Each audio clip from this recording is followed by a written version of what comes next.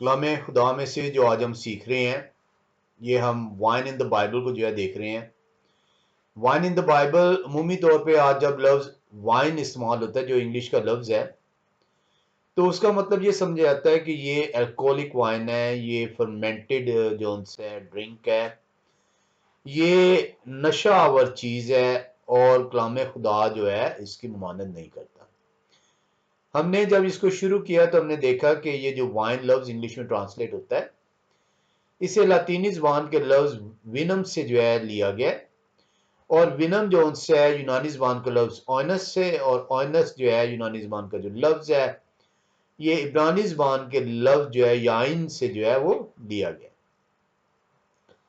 हमने पिछले 2 हफ्तों से जो है इंग्लिश वर्ड जो वाइन है उसको मौजूदा डिक्शनरी और ओल्ड इंग्लिश डिक्शनरीज के अंदर जो है तलाश किया, और हमें ये डिक्शनरीज की मदद से ये पता चला कि वाइन का जो लफ्ज आज की डिक्शनरीज में जो महज इंटॉक्सिकेटेड फर्मेंटेड ड्रिंक कहलाता है, यानी कि नशा आवर और खमीर शुदा जो है मशरूब कहलाता है, वो आज की डिक्शनरी जो उनसी हैं उसको गलत बयान करती हैं। क्योंकि हमने जब इसको तफसील से देखा तो हमने इसको देखा कि 54 साल पुरानी डिक्शनरी, 71 साल पुरानी डिक्शनरी, 130 साल पुरानी डिक्शनरी, 300 साल पुरानी डिक्शनरी, और हम 2000 साल के अंदर चले गए और हमने वहां पे भी देखा कि वाइन का जो लफ्ज है ये जब ट्रांसलेट होता है लातीनी ज़बान के लफ्ज विनम से, तो वो दोनों मानों में इस्तेमाल होता था, खमीर शुदा और बगैर खमीर शुदा,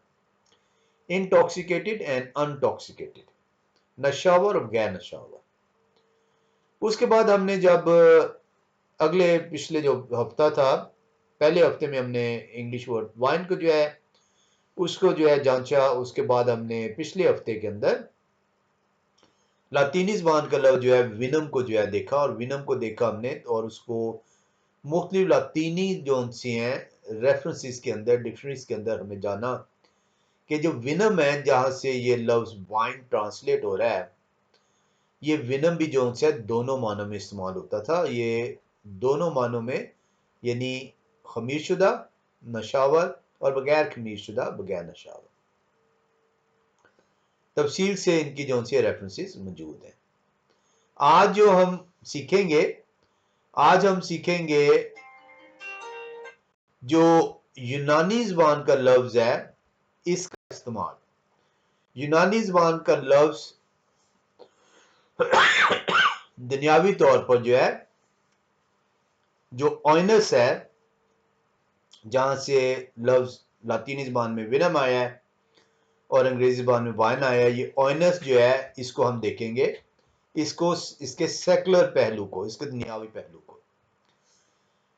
हम एक मशहूर पादरी हैं और ये प्रेस्बिटेरियन थे, और इन्होंने 1950 में जो उनसे ये दावा किया, इन्होंने कहा, इन्होंने अपनी एक किताब the Christians and alcoholic beverages, the Christian and alcoholic beverages, Kenneth L gentry इनका नाम है, प्रेस्बिटेरियन है, और इन्होंने अपनी किताब के अंदर बयान किया, मैं हवाला दे रहा हूं केनेथ एल जेंट्री के पेज 45 और 46 के ऊपर।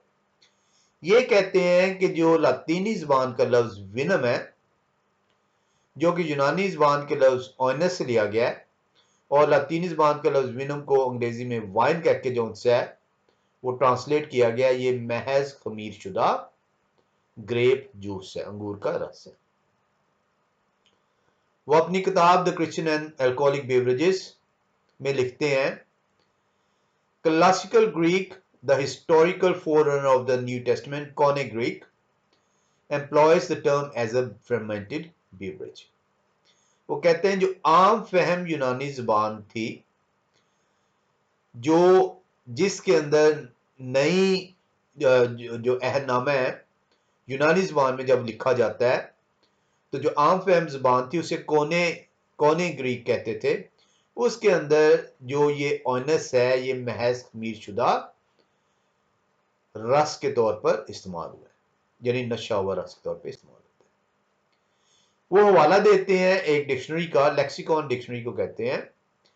वो एक यूनानी डिक्शनरी का हवाला देते हैं और वो डिक्शनरी है the Liddell and Scott Greek English lexicon. वो अपनी किताब के the Christian and alcoholic beverage के अंदर 45-46 सफ़े के ऊपर वो बयान करते हैं कि क्लासिकल ग्रीक के अंदर जो ओइनस लफ्ज है वो महज महज महज खमीर शुदा अंगूर का रस है।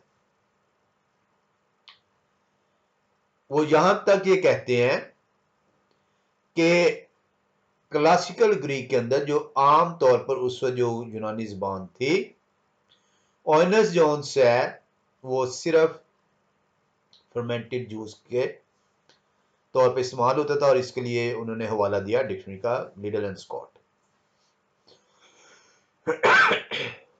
पेज 46 से के ऊपर केनेथ एल्जेंट्री मजीद लिखते हैं। वो कहते हैं कोई भी जो यूनानी जुबान का नया अहदनामा है, कोई भी यूनानी जुबान का नया अहदनामा, वो लोग जिन्होंने डिक्शनरीज जो सी हैं वो तरतीब दी हैं यूनानी जुबान की, किसी भी यूनानी जुबान की जो मेजर डिक्शनरी है उसके अंदर ओइनस को अनफर्मेंटेड जूस के तौर पर नहीं बयान किया। अब ये केनेथ एल्जेंट्री जो है इनका बहुत बड़ा दावा है कि ओइनस लफ्ज जब भी नए अहदनामे में यूनानी जुबान के अंदर आएगा तो ये खमीर शुदा रस है, इंटॉक्सिकेटेड जूस है, नशावर रस है। हमें ये जानना बहुत जरूरी है कि क्या वाकई केनेथ एल्जेंट्री जो उनसे वो सही बयान कर रहे हैं। क्या ओइनस महज खमीर शुदा रस के तौर पर इस्तेमाल होता है? क्या उसका माना सिर्फ और सिर्फ खमीर शुदा रस है? अगर हम मुख्तलिफ तवारीखी किताबों के अंदर जाएं और मुख्तलिफ हवालों के अंदर देखें और हमें अगर ये मिले कि ओइनस यूनानी जुबान का लफ्ज जिससे लातीनी जुबान का लफ्ज विनम निकला और जहां से शराब इंग्लिश में वर्ड वाइन आया, क्या वो दोनों पर्पस के लिए इस्तेमाल होता था कि नहीं? अगर वो दोनों पर्पस के लिए इस्तेमाल होता था तो फिर ओइनस जो है वो महज खमीर शुदा रस नहीं है, नशा आवर रस नहीं है, बल्कि वो गैर खमीर शुदा रस के तौर पर भी उसको ओइनस करके पुकारा गया। हम जो उनसे जाएंगे अरस्तु की किताब के अंदर मटीरियोलॉजिका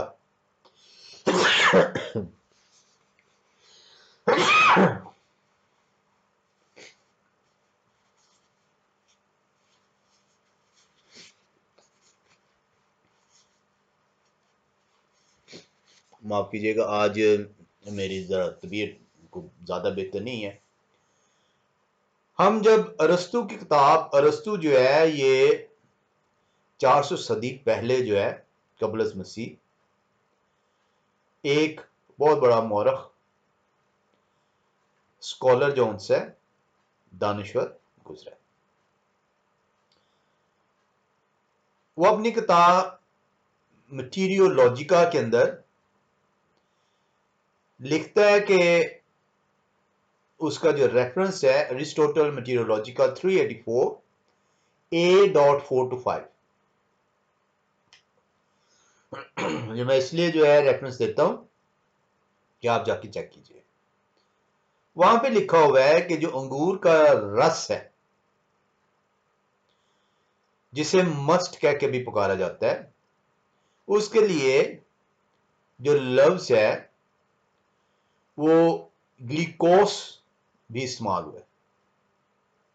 अंगूर का रस मस्ट होता है जब अंगूर को कुचला जाता है और उसके अभी उसे साफ नहीं किया गया, रस निकाला गया, उसके अंदर उसकी स्किन भी है और उसके अंदर उसकी छोटी छोटी जो सी हैं वो और लवाजमात भी जो है वो शामिल है, यानी कि वो अभी खमीर शुदा तो नहीं है लेकिन अभी वो साफ भी नहीं हुआ। वो कहता है अपनी किताब जहां पे रेफरेंस है 384A.4 to 5, वहां पे कहता है for some kind of wine, अब वाइन जो इंग्लिश में ट्रांसलेशन में पढ़ रहा हूं वहां पे ऑयनेस, फॉर सम काइंड ऑफ ऑयनेस, for example must glucose solidify when boiled. जैसे मैंने आपको बताया है कि अंगूर के रस को, ताजा रस को मस्ट कहा जाता है और उसको ग्लूकोस भी जो उनसे कहा जाता है। वो कहता है ये जो ऑयनस है लव्स, ये कई किस्म का है, इनमें से एक किस्म ग्लूकोस है और ये ठोस हालत में आ जाती है जब इसको बॉयल किया जाए। ये प्रेजर्वेशन के तरीके हैं जो कि हम आगे चल के जो है वो देखेंगे। अरिस्टोटल एक और जब अपनी इसी किताब के अंदर अरिस्टोटल मटीरियोलॉजिकल, ये बड़ी मुस्तनद किताब है, वहां पे 388B9 to 13, ये 10वां चैप्टर है उसका, वहां पे बयान हो रहा है। वो कहता है कि ये जो मीठा मशरूब है अंगूर का जिसे ग्लूकोज कहा जाता है, गो के इसको ऑयनस कह के मुखातब किया जाता है क्योंकि ये वाइन की तरह है, ऑयनस की तरह का है, लेकिन ऑयनस की खसूसियत नहीं रखता। ऑयनस की तरह का यानी कि देखने में लाल, मीठा, लेकिन नशावर नहीं। तो अब अरिस्टोटल जो कि 400 सदी कबल जो है ये बयान कर रहा है, उससे वाज़े तौर पे पता चल रहा है कि अरस्तु जो है वो ऑयनस को बयान कर रहा है कि ये एक से ज्यादा किस्म की वाइन थी। इसी तरह अरिस्टोटल 388A34 में कहता है there is more than one kind of liquid called wine means ऑयनस and different kinds behave differently. कहता है एक से ज्यादा तरह की वाइन, जिसको वाइन वर्ड कहा जाता है, वो मौजूद होती हैं जिन्हें ऑयनस यूनानी ज़बान में तर्जुमा किया गया, लेकिन वो अपने अपने तौर पर बिहेव कर रही है। कोई नशावर के तौर पर बिहेव कर रही है, कोई बगैर नशा के बिहेव कर रही है। वो कहते हैं for new wine contains more than old and so thickness most under the influence of heat but solidifies less under the influence of cold. अब ये बयान कर रहा है कि उसकी गर्माइश पहुंचाने से आप उसको किस तरीके से जो उनसे ठोस हालत में ला सकते हैं। ये रोमन जॉन से हैं, उन्हें इसका तरीकेकार मालूम था और इस तरीकेकार को हम आगे चल के सीखेंगे। अरिस्टोटल की इस मटीरियोलॉजी का किताब से हमें यह मालूम होता है कि अनफर्मेंटेड ग्रेप जूस, बगैर खमीर शुदा अंगूर का शीरा या रस, जिससे अंग्रेजी में वाइन कहा जाता है और यूनानी ज़बान से में उसे ऑयनस कहा जाता है, वो एक से ज्यादा है किस्म के हैं और वो अनफर्मेंटेड वाइन और फर्मेंटेड वाइन दोनों है। हम एक और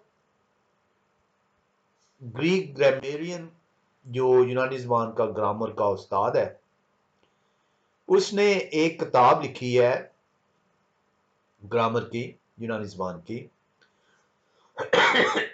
ये 2वीं सदी ईस्वी का ग्रामेरियन है। इसकी किताब जो इंग्लिश में तर्जुमा हुआ है वो है गैस्ट्रोनोमस, गैस्ट्रोनोमस, और यूनानी ज़बान में इसका जो किताब है तो ये मशहूर किताब है डायपनोस सोफिस्टाई,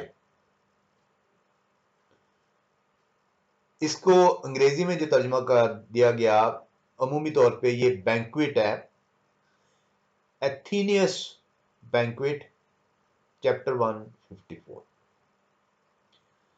वो कहते हैं the Mytilenians have a sweet wine, glucon onion, what they call prodromos and others called it प्रोटोपोस।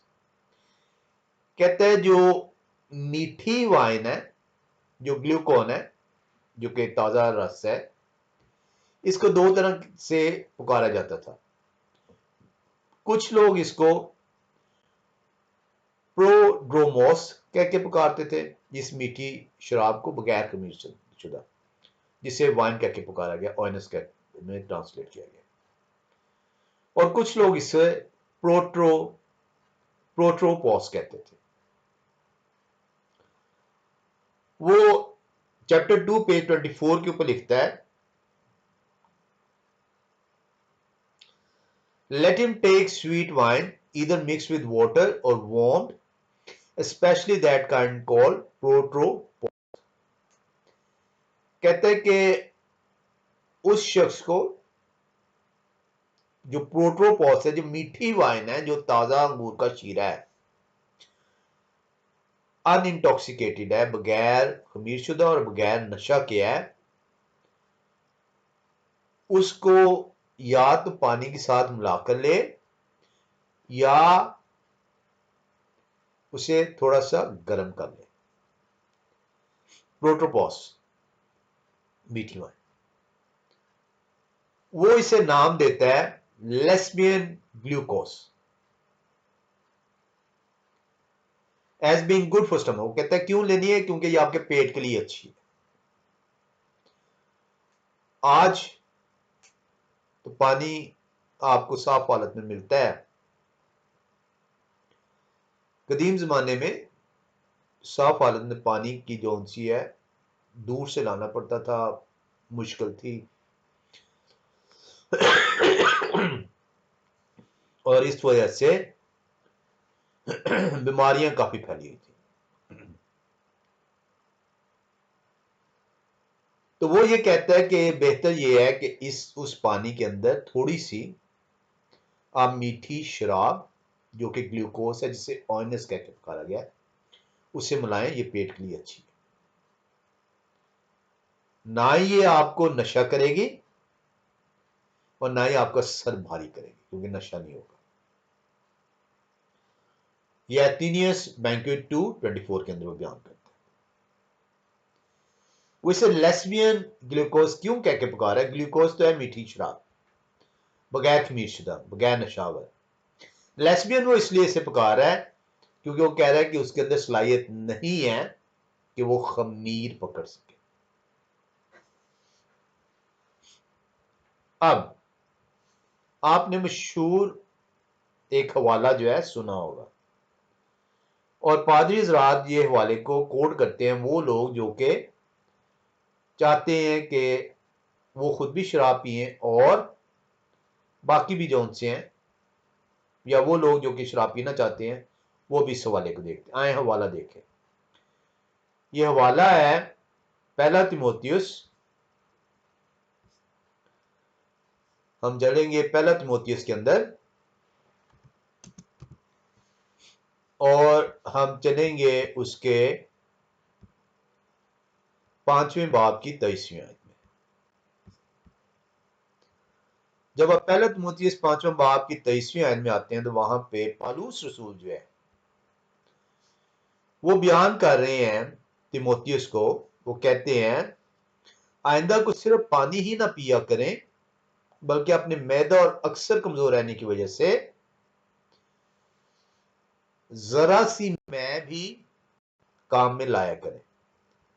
ये वो वजह है क्योंकि पौलुस रसूल जानते हैं कि ये कौन सी मैं को वो बयान कर रहे हैं। ये मीठी मैं, ताजा रस है, ग्लूकोस कहा जाता है। इसको ऑइनस तर्जमा किया गया है क्योंकि ऑइनस मुख्तलिफ किस्म की शराब है, फर्मेंटेड एंड अनफर्मेंटेड बोथ। तो इसलिए पौलुस रसूल तिमोथियस को ये कह रहे हैं कि आप जरा सी इसके अंदर क्या करें, ताजा में न्यू वाइन वो शामिल कर लिया करें।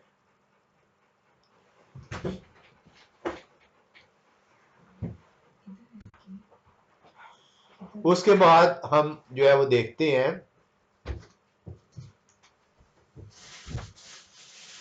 इसको, एक इंग्लिश बाइबल कमेंट्री है, बड़ी मशहूर किताब है, मैंने पहले भी हवाला दिया था इसका, द टेम्परेंस बाइबल कमेंट्री। ये फ्रेडरिक रिचर्ड लीज और डी बर्न्स ने जो उनसे इस पे काविश की है, Frederick Richard Lees and D Burn, the temperance Bible commentary. वो बयान करते हैं पेज 198 के ऊपर, वो कहते हैं no one we suppose can carry prejudice so far as to impose upon himself the belief that fermented and bottled wine was thus taken from the fields. हम उम्मीद रखते हैं कि अब आप किसी भी तरह के प्रेजुडिस नहीं करेंगे, डंडी नहीं मारेंगे कि वाइन सिर्फ और सिर्फ जौन सी है वो फर्मेंटेड ही होती है। वो कहता है ऐसा रस जो अभी ताजा अंगूर से निकला है वो बगैर नशे के होता है। हम मजीद इसको अभी सीखेंगे। जब ये ताजा रस जो है निकाला जाता है और इसको ऑइनस कह के पुकारा जाता है, तो एक इब्तदाई जो क्रिश्चियन फादर्स जिन्हें कहा जाता है, अर्ली क्रिश्चियन फादर्स, उनमें से एक है पेपियास। ये हेरिपुलस के बिशप थे और ये पहली सदी ईस्वी के अंदर जो है ये पैदा होते हैं और ये तकरीबन 70 साल की जो है उम्र पाते हैं।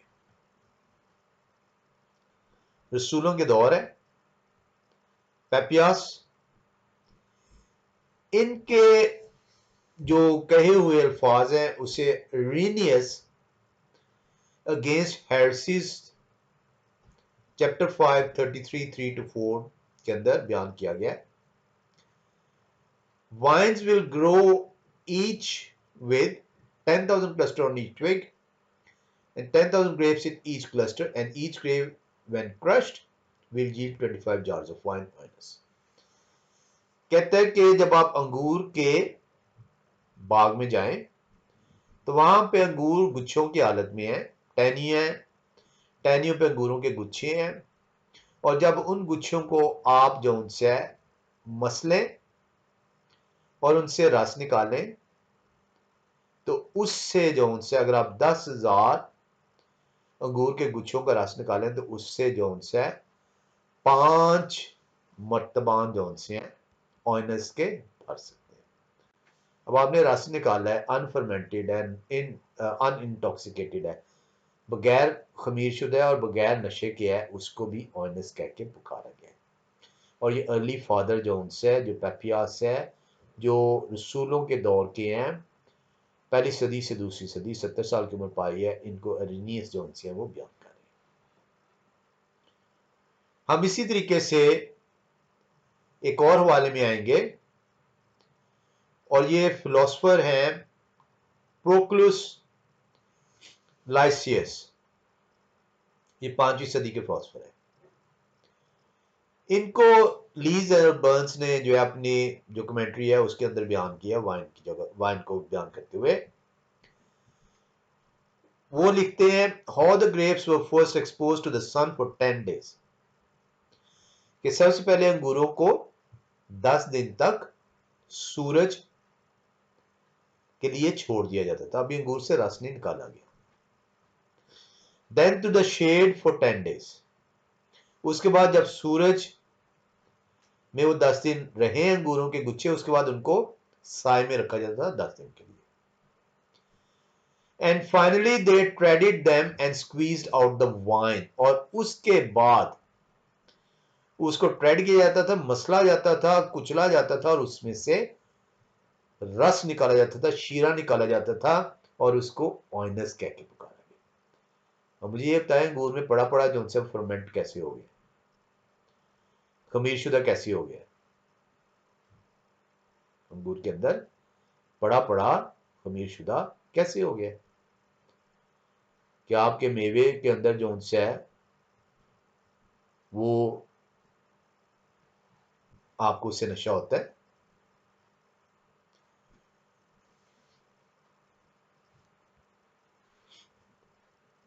हम एक और में चलेंगे, ये बड़ी इंटरेस्टिंग है।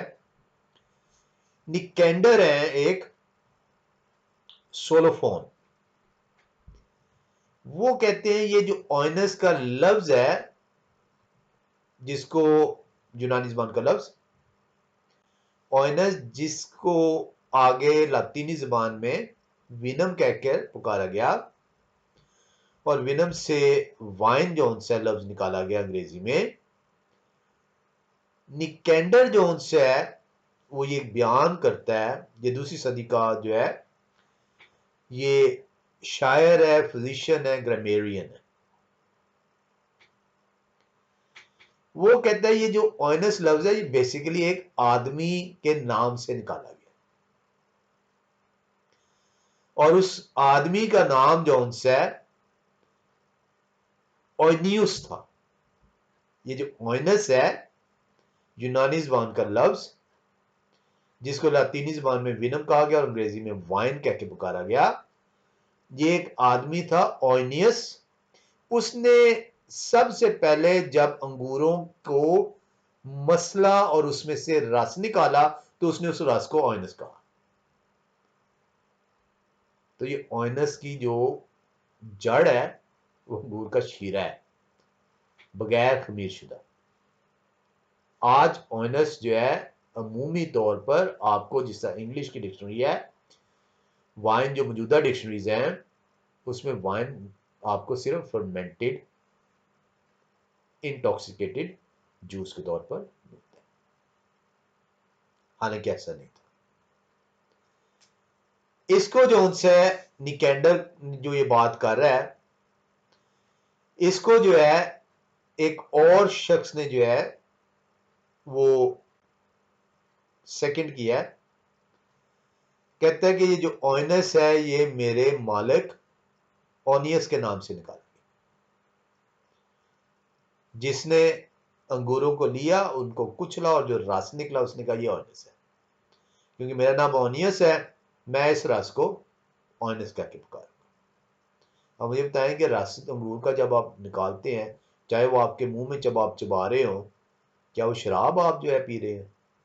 वो तो अनफर्मेंटेड है। अंगूर के अंदर वो शराब कैसे बन गई?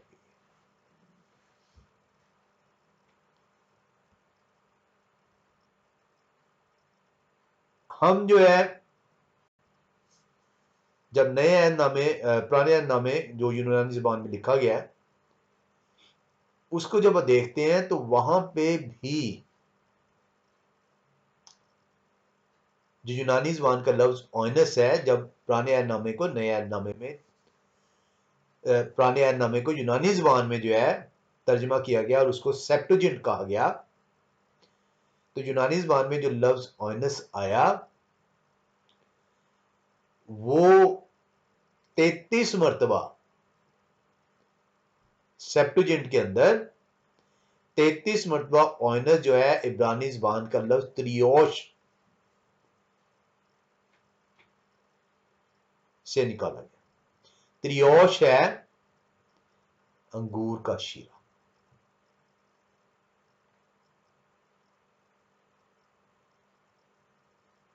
यानी सेप्टुजेंट जो ओल्ड टेस्टामेंट, पुराना नामा, उसको जब 70 बुजुर्गों ने यूनानी ज़बान में लोगों के लिए जो उनसे आसानी के लिए तर्जमा किया पुराने नामे को, और आज आप उसे सेप्टुजिंट कहते हैं। सेप्टा का मतलब है 70। 33 मरतबा त्रियोश जो इब्रानी ज़बान का लफ्ज है जिसका मतलब अंगूर का शीरा, उसको ओइनस कह के पुकारा गया। तो ओइनस कलाम खुदा के अंदर भी जो है वो दोनों सूरतों को जाहिर कर रहा है।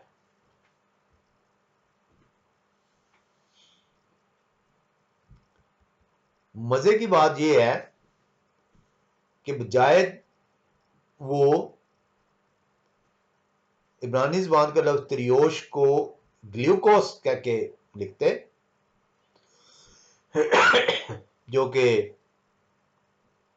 अंगूर का शीरा है, ताज़ा ताज़ा शीरा, मस्ट, उन्होंने इसे ओइनस तर्जमा किया। हम योग की किताब 32वें बाब की 19वीं आयत में आएंगे। योग की किताब 32वां बाब 19वीं आयत।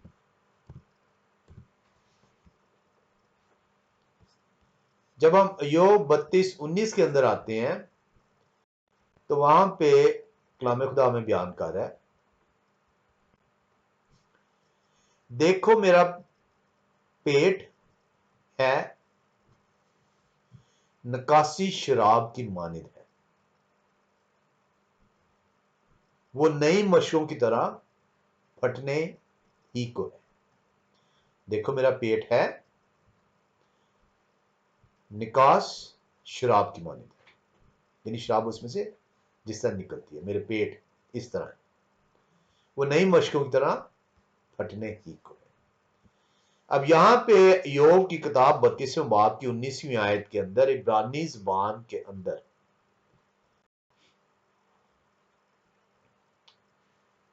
जो याइन है लफ्ज, उसे ग्लूकोस कह के पुकारा गया। हालांकि याइन जो है अभी आपने सीखा नहीं है। याइन मुमी तौर पे समझा जाता है, जो इब्रानी ज़बान का लफ्ज है जहां से ओनस निकला है, समझा ये जाता है कि ये सिर्फ और सिर्फ फर्मेंटेड है, नशावर चीज है।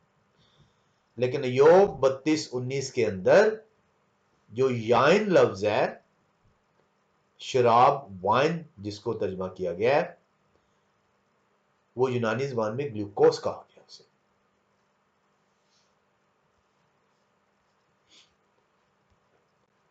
हमें कलाम खुदा को जब हम सीखें तो हमें अपने आप को खाली करके सीखना होता है। अगर हम जो उनसे उस सोच के साथ कलाम खुदा को सीखना चाहते हैं जिसमें हमारी मर्जी शामिल है, तो फिर खुदा की जो हिकमत है वो आप तक नहीं पहुंचेगी। आप तक खुदा की हिकमत, खुदा के वादे के मुताबिक उस वक्त पहुंचती है जब आप रजू करते हैं। और रजू करने के लिए अपने आप को झुकाना पड़ता है, खाली करना पड़ता है, मांगना पड़ता है, खटखटाना पड़ता है, ढूंढना पड़ता है। तभी आप जब खटखटाएंगे तो खुल जाएगा दरवाजा हिकमत का, मांगेंगे तो हिकमत आपको दे दी जाएगी, और ढूंढेंगे तो हिकमत आप पा लेंगे। हम आज यहीं पे जो है इसको ख़त्म करेंगे। हम खुदाए कुदूस का शुक्रगुजार हैं कि हमें वो तौफीक बख्शते हैं कि हम उनकी ज़ूरी में, उनके पाक दिन के अंदर जो सबत है जिसे खुदाए कुदूस कहते हैं, यह हव्वा का सबत, बनी इस्राइल का सबत नहीं, यहूदियों का सबत नहीं, कौम का नहीं, यह हव्वा का सबत कहा गया।